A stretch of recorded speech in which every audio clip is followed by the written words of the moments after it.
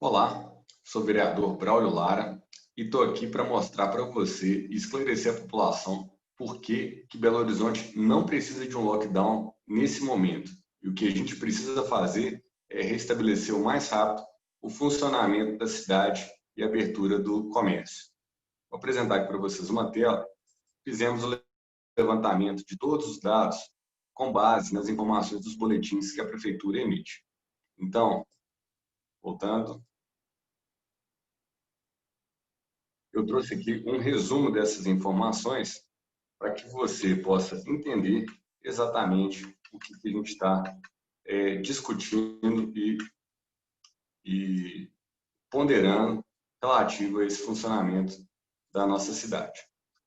Bem, a prefeitura se baliza em 3 indicadores para a tomada de decisão. O RT, que nesse momento está em 1,03, ou seja, ele está na faixa amarela, que fica de 1 a 1,2. A ocupação de leitos de UTI Covid, que nesse momento está na faixa vermelha, por ter atingido um percentual acima de 70%, e a ocupação de leitos de enfermaria Covid.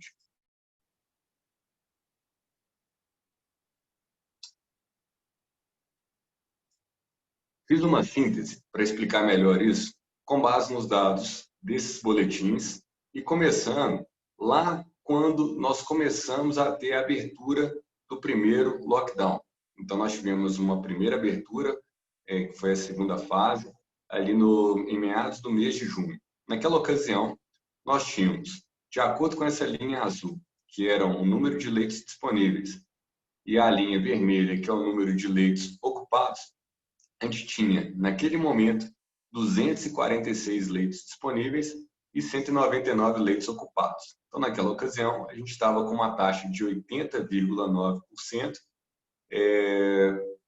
portanto, na faixa vermelha, mas mesmo assim, com 19,1%, a gente estava trabalhando por uma abertura.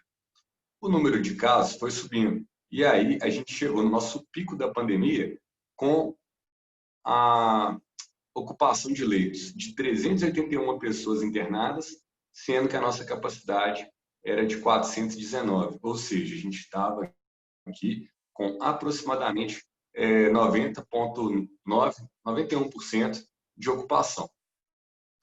Isso no final do mês de julho. Esse foi o nosso pico da pandemia. Na sequência, começou-se o processo de flexibilização, em 6 de agosto. E naquela ocasião, nós tínhamos, portanto, a nossa alocação máxima de leitos, que foi de 424 leitos, contra 356 leitos ocupados. Então, a gente estava aí trabalhando com uma taxa de 84% de ocupação, ou seja, 16% de folga para o número de leitos versus o número de pessoas internadas. Depois a coisa veio diminuindo, né? E à medida que a demanda por leitos foi diminuindo, a estrutura também foi sendo desmobilizada. Então, a gente passou no período entre o período eleitoral, que foi ali final do mês de setembro até o dia 15 de novembro, e até então chegamos no dia 15 de novembro, 15, 16, com 136 leitos de UTI sendo utilizados para uma estrutura com 256 leitos. Ok. Quando, no início de dezembro, quando começou a ter uma subida dessa demanda de leitos, né, a gente saiu aí de 136 para 156, então nós chegamos a 54,3% de ocupação, sendo que a gente tinha 287 leitos disponíveis, leitos Covid. Esse momento aqui foi quando foi feito o decreto proibindo a comercialização de bebidas alcoólicas nos bares e restaurantes, né, que o pessoal entende aí e chama de lei seca. Bem, seguimos, chegou ali no início do período de festas, às vésperas do Natal, nós tínhamos 172 pessoas ocupando leitos Covid, 249 vagas de leitos disponíveis. Isso, estou falando dos leitos do SUS. Bem, esse percentual de 70% ainda implicava aqui numa folga de 30%, e até aí tudo bem.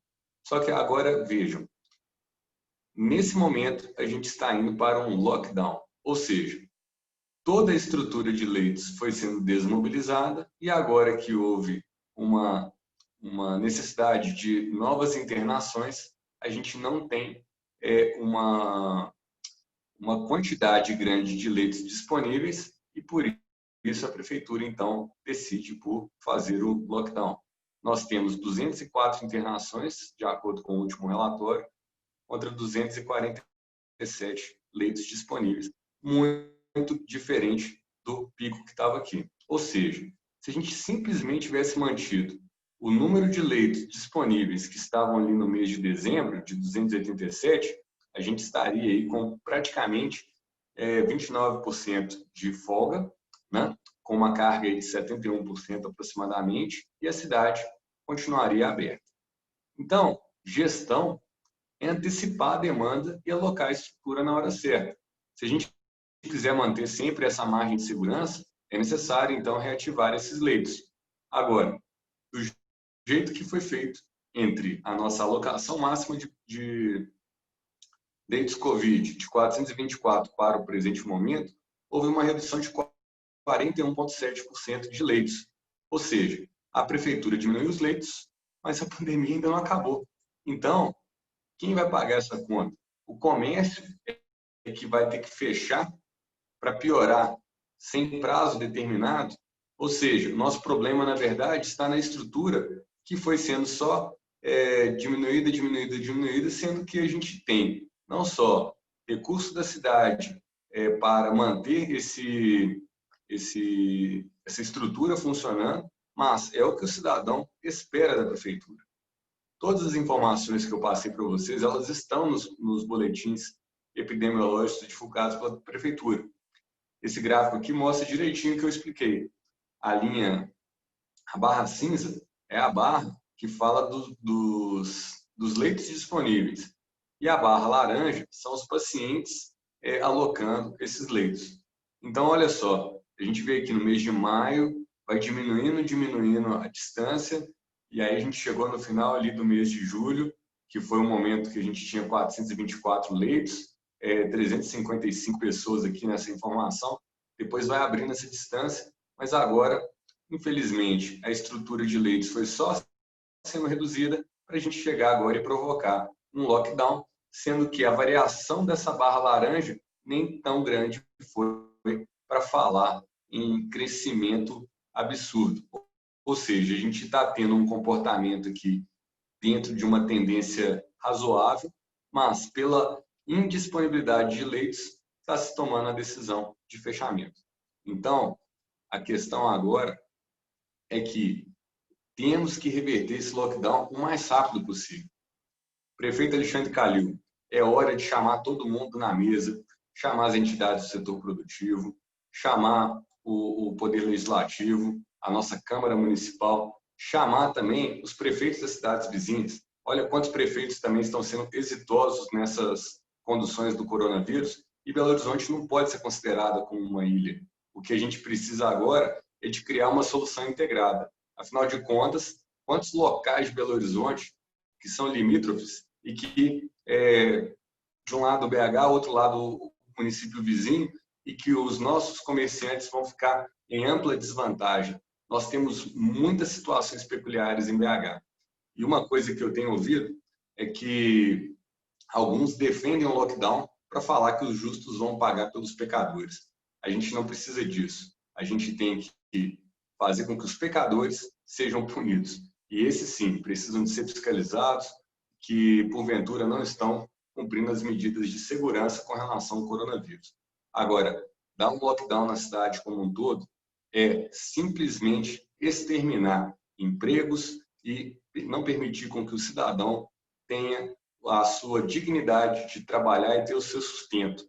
Isso é muito sério. A cidade está muito debilitada devido a toda essa sequência que a gente vivenciou em 2020 com o coronavírus. Mas não cabe falar em lockdown no momento, na verdade, que o problema é só a disponibilidade de leitos, que está ainda muito abaixo do que a gente vivenciou ali no final do primeiro semestre de 2020.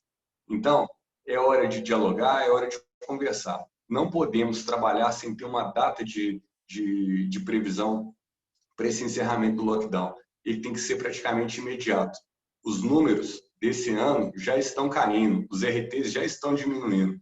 Então, não dá para o empresário ficar brincando de abrir e fechar a empresa, de demitir ou admitir pessoas. A maioria já está rolando dívidas e com a corda no pescoço, justamente porque ele não suporta mais esse tipo de rompimento com o seu direito de trabalhar. Afinal de contas, o que é essencial?